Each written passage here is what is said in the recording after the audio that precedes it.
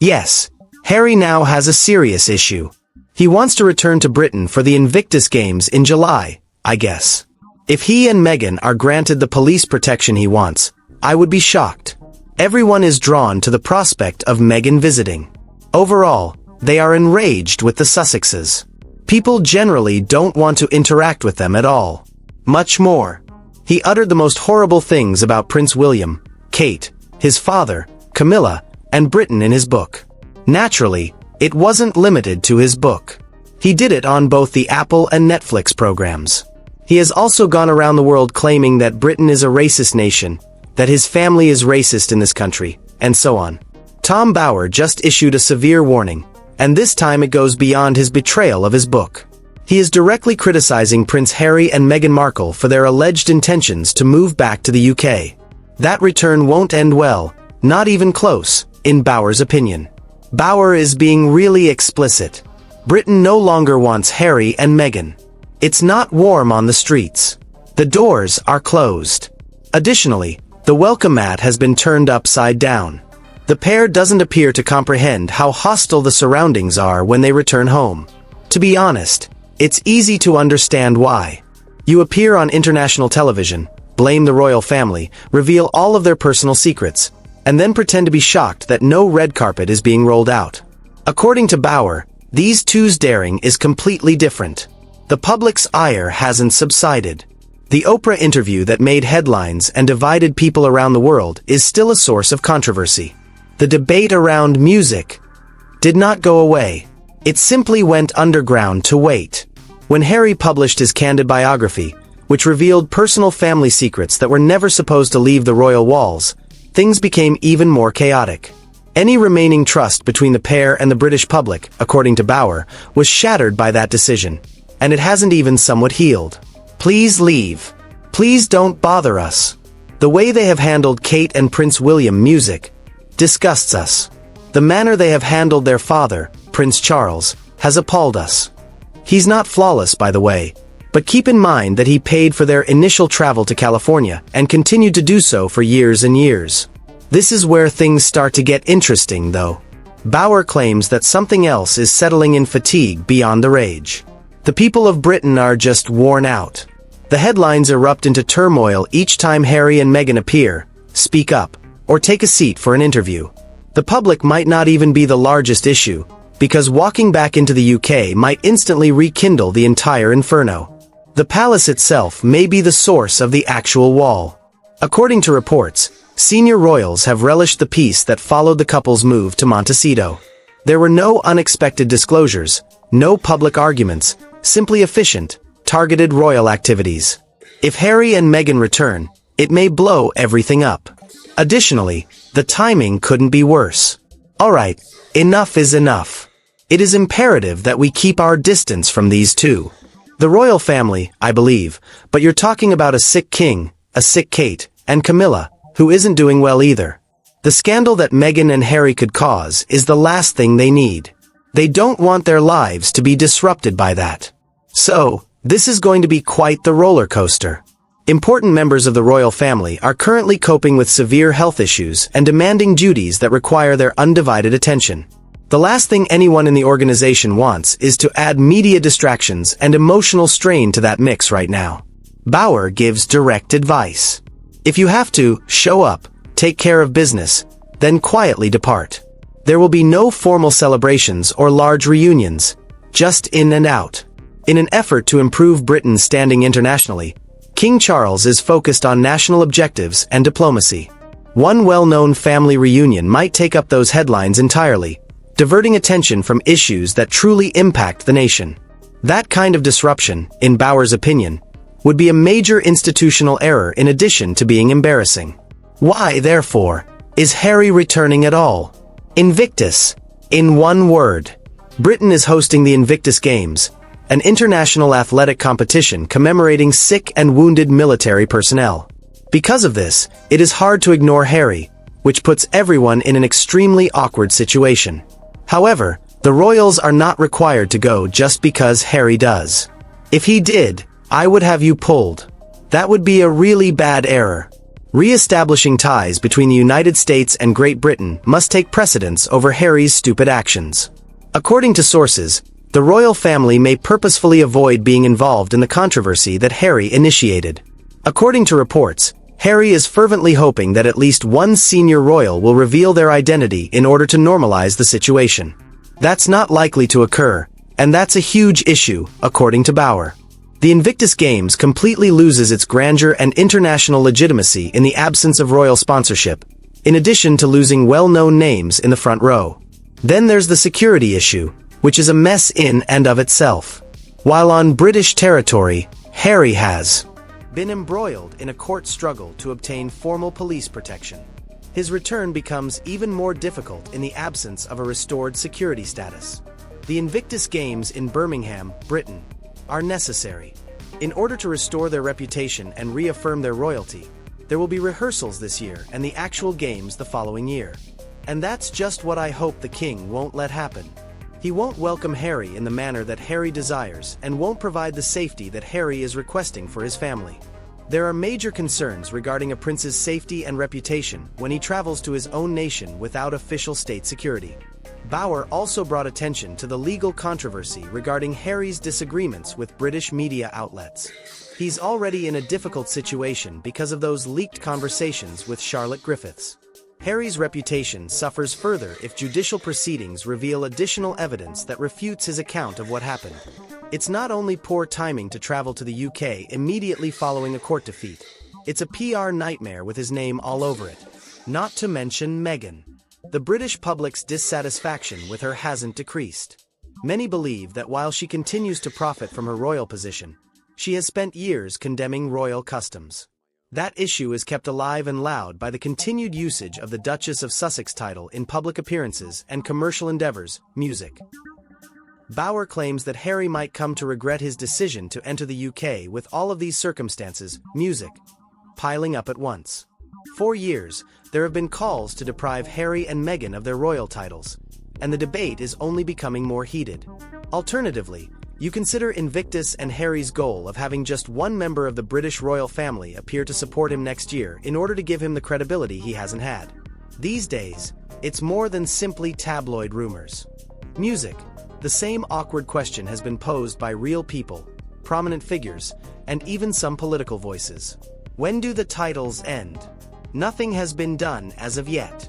However, the fact that this argument continues to recur, that music continues to be popular, and that music continues to make headlines speaks volumes about the state of music. According to Tom Bauer, it is unlikely that King Charles will personally advocate for the elimination of the title, at least not very soon. On the surface, the logic also seems logical. Charles has spent years attempting to project an image of himself as a calm, collected, and modernizing monarch. It would go against everything he has been trying to convey to drag the monarchy into yet another heated public battle with his own son. It's messy to remove titles. It is a historic event. If he and Meghan are granted the police protection he wants, I would be shocked. It appears that he will lose his case against the Daily Mail since he lied during his sworn testimony. Music. Because, of course, he stated that he had no connection to Charlotte Griffith, a journalist for the Daily Mail on Sunday. Additionally, on the final day, she delivers this string of emails that implies a tight friendship between them. It creates tremors. And that's a fight he really doesn't want to take on at this time since he's already dealing with major health issues while attempting to keep the institution intact. But this is where things become very intriguing. Music. Since Prince William is a whole other tale, even though Charles might be holding back. According to reports, William has made his stance music extremely evident, and it has nothing to do with standing beside his brother, shaking hands, and acting music, as though nothing is wrong. The time has passed. Something a lot colder, far more deliberate, and, according to those close to the situation, far more permanent than most people know has taken the place of the warm fraternity that the public once witnessed develop on the global music stage. William is supposedly done with Harry, not simply aloof. Sources consistently depict a man who feels truly deceived. Music. Not just by the Oprah interview or the memoir, but by the culmination of everything, including every headline, every jab, and every well-crafted statement that managed to cast doubt on the royal family while remaining plausible. Music. William has seen it all. He has monitored every action. His music. Patience ran out long ago, based on what people around him say. Consider what William is currently carrying. He is England's future monarch. He needs to keep his young family safe. Everyone is drawn to the thought of Meghan visiting. Overall, they are enraged with the Sussexes. People generally don't want to interact with them at all. He will be even worse if he loses the Daily Mail lawsuit because, like Andrew, he would be called a liar. That his evidence lacked sincerity and honesty. He's juggling foreign commitment. Because, like Andrew, he would be called a liar. That his evidence lacked sincerity and honesty. He's juggling foreign commitments, public responsibilities, and the massive burden of someday assuming the most scrutinized position in the world. His brother showing up and turning every camera, headline, and conversation back toward family strife is the last thing he needs, the very last thing.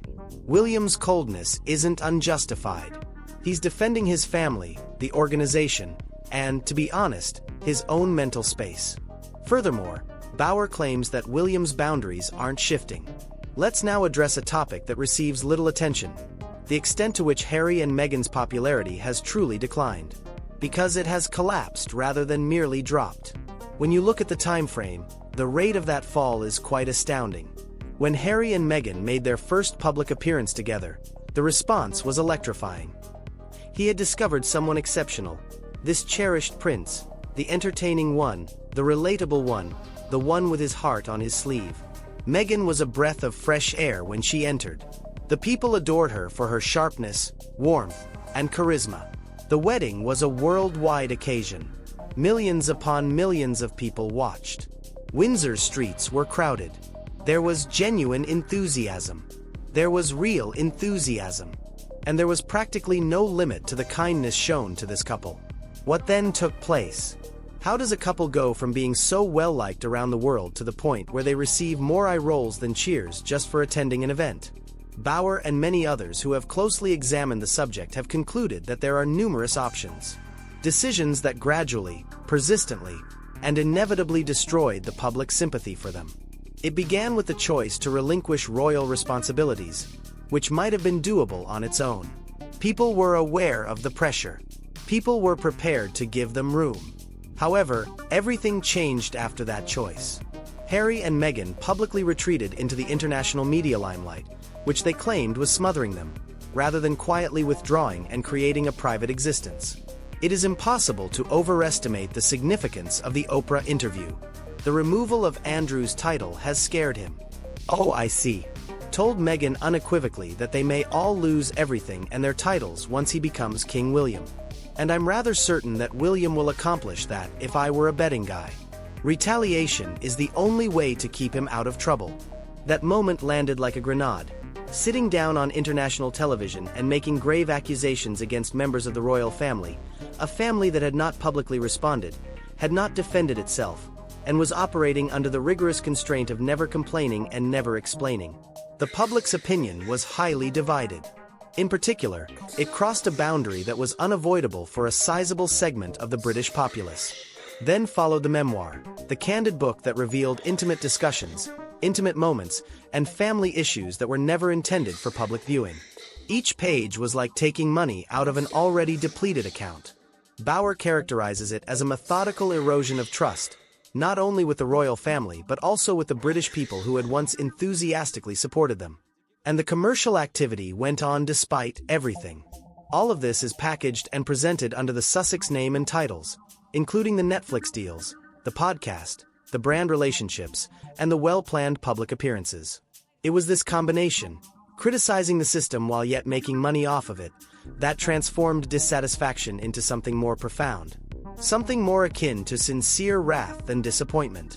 Therefore, Bauer is not being unkind when he portrays his attendance at the Invictus Games as a deliberate effort to win back goodwill. He's telling the truth. Harry's most respected and respectable project is the Invictus Games. It goes beyond politics, intrigue, and royal rumors to support injured and wounded service members. It's the one area where Harry's reputation has mostly held up, and if you're attempting to repair a seriously damaged public image, it makes perfect strategic sense to focus on that. However, this is the harsh fact that Bauer is highlighting. Goodwill is not a switch that you can turn back on at any time. That is not how it operates. You can't spend years making decisions that undermine public confidence and then expect things to change when you attend a happy sporting event. The public, particularly the British people, has a long memory and takes their relationship with the monarchy seriously, emotionally, and personally. They were riding high a few years ago thanks to their Netflix series, his best-selling memoirs, and everything else. However, they have now fallen a great distance. Their trip to Australia is so filthy. If he actually travels to London for these games, it will take place in Birmingham. Everyone is drawn to the prospect of Meghan visiting. The royal family is not in a rush to go and support the games, and their silence says a lot. Because royal presence would convey a message of harmony, solidarity, and normalcy. Furthermore, none of those statements really depict the current state of affairs. It would be dishonest to appear and smile for the cameras, and the organization has determined that maintaining its integrity is more important than handling Harry's PR issues. The UK's Invictus Games will face a credibility issue that it has never faced before without that royal support. Because of their royal affiliation, the games have long exuded prestige. When you take that away, or, more accurately, observe it subtly disappear, you're left with an event that continues to carry out really significant tasks, but it no longer has the same symbolic significance as it did on British soil. Then there are the legal disputes, which we just cannot ignore. Harry's continuous conflicts with British media outlets are still unresolved, ongoing, and have the potential to generate headlines that might ruin any attempts at image restoration. Serious issues have already arisen as a result of the released messages with Charlotte Griffiths. The repercussions would be dire if the courtroom produced additional evidence that refuted the version of events Harry has given to the public, the version he published in a memoir, the version he gave in interviews, and the version that served as the basis for his whole post-royal narrative. Imagine showing up in the UK with all eyes on you, cameras everywhere, and losing a high-profile court case that implies your tale didn't hold up to scrutiny. It's not just a horrible week. That is an earthquake in terms of reputation. Furthermore, Bauer cautions that the timing of this return, along with ongoing legal processes, is precisely the kind of error that can transform a challenging visit into a catastrophic one. Another complex dimension is added by the security situation. Harry's legal battle to obtain formal police protection while his time in Britain is still pending.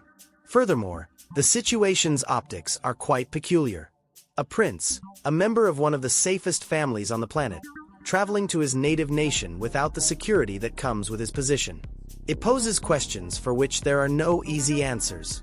Concerns regarding his true position, his relationship with the organization, and if the visit conveys the legitimacy he obviously believes it will. Complicating matters further is Meghan's possible or actual involvement in all of this. She has long been seen negatively by the British public. The memoir and the Oprah interview are not the only sources of discontent. It concerns a pattern that many Britons believe they have witnessed repeatedly. Vocally attacking the royal family and British customs while simultaneously relying on the Duchess of Sussex title for business and public appearances. There is still tension. It is still there.